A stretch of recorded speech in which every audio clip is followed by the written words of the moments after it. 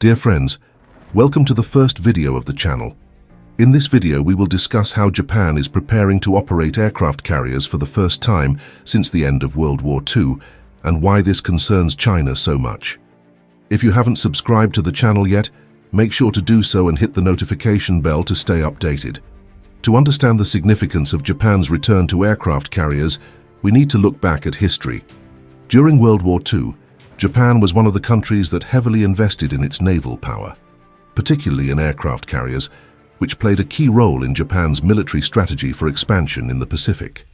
The original aircraft carrier Kaga, which was sunk in the Battle of Midway in 1942, symbolized the peak of Japan's naval strength. Japan's ability to project power in the Pacific allowed it to expand its influence in neighboring territories and face the United States on somewhat equal footing. However, after the war, Japan was compelled to adopt a pacifist constitution, committing itself to a defense policy focused solely on self-defense, renouncing the right to maintain armed forces that could be used offensively. This included a prohibition on possessing war potential, such as attack ships. In recent decades, especially with global and regional geopolitical changes, Japan has been reinterpreting its defense policies, gradually moving toward recovering and expanding its military capabilities, culminating now in the transformation of the Kaga. Initially classified as a helicopter destroyer, the Kaga was viewed externally as a potential aircraft carrier since its entry into service in 2017. With its continuous flight deck, hangar below deck, and aircraft elevators, the Kaga had many characteristics of a true aircraft carrier. However, it was officially used for helicopter defense and rescue operations.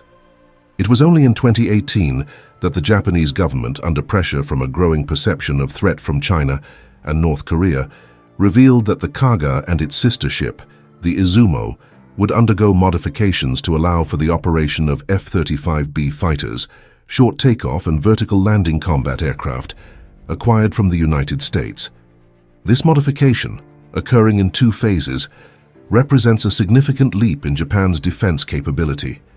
The first phase, recently completed, adapted the flight deck for F-35B operations.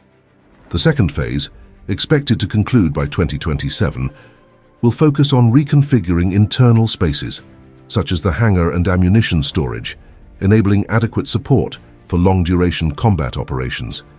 This development is not only technical, but above all, strategic. With two aircraft carriers capable of operating cutting-edge fighters, Japan significantly expands its reach and response capabilities at sea, gaining the ability to project air power anywhere in the Pacific, especially in disputed areas like the Senkaku Islands, where it maintains a territorial dispute with China. This modernization of Japan's capabilities occurs within a context of reshaping the country's security policies.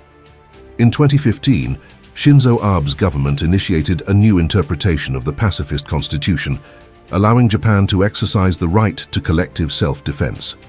In practice, this means that Japan's self-defense forces can now be deployed abroad to assist allies.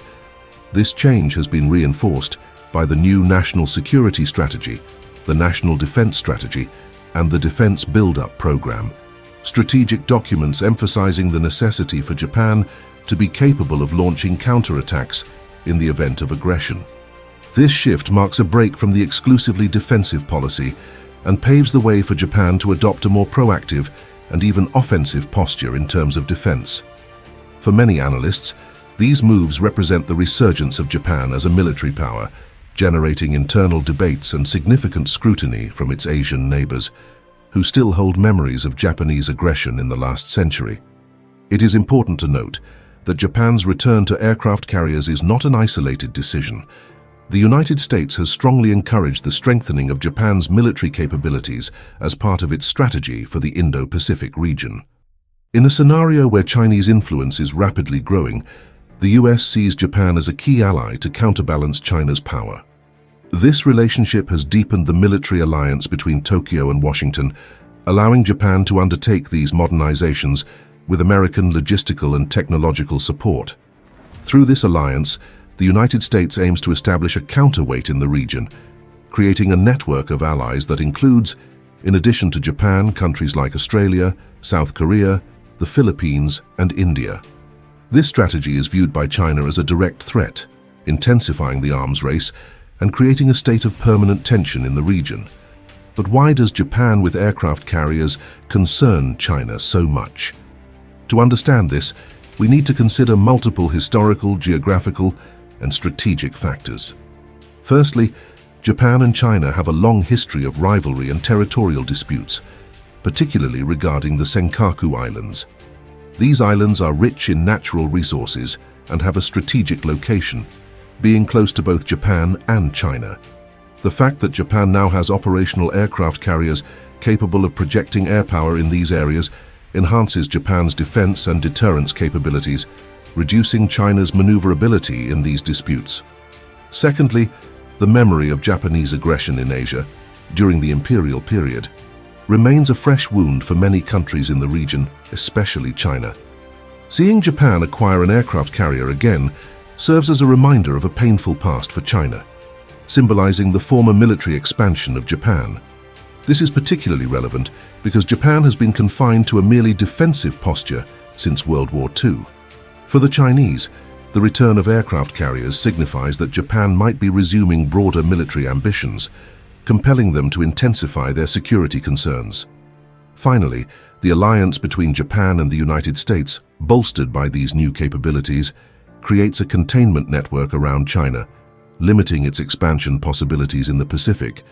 China views this as part of an American strategy to prevent it from achieving its full regional potential and poses a direct risk to its security, as Japan, with US support, could become a frontline state in any potential confrontation in Asia. Japan's return to aircraft carriers is much more than a simple military modernization. It represents a shift in the balance of power in the Pacific and brings to the forefront old rivalries and mistrust. For China, the resurgence of an armed and technologically advanced Japan represents a direct threat, not only territorially, but also as a historical reminder and a strategic challenge.